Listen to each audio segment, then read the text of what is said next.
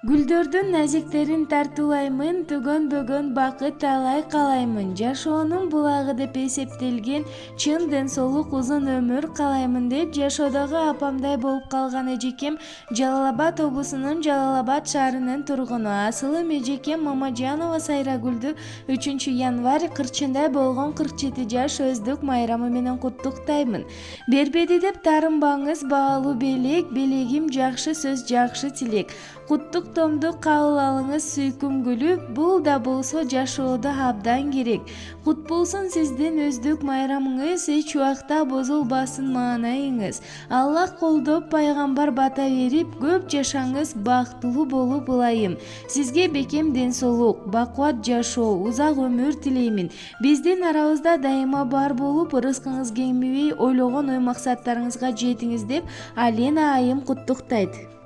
Бакалдардын шыңгыр эткен дабышы, кубанычтан толкуп жүрөк кагышы, мага жагат менин туулган күнүмдө, ойноп күлсө коноктордун барысы.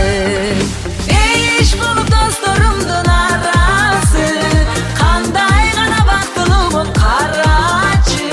Берегемде байлык бийлик башканын, ырлар анан достор менин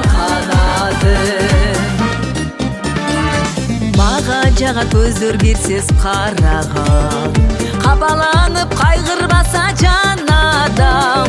Мага жагат бири-бирине жакшылык, бакыт гана тилеп турса ар адам.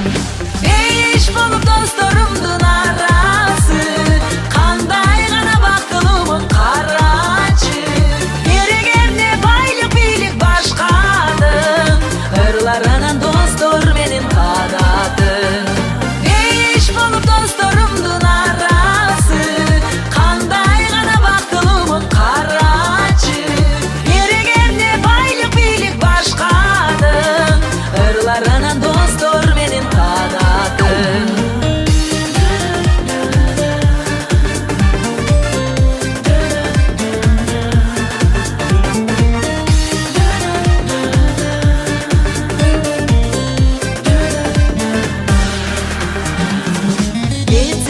Келбейт экен жаштыгым, эр дайлычы тирүүлүктүн жакшырын.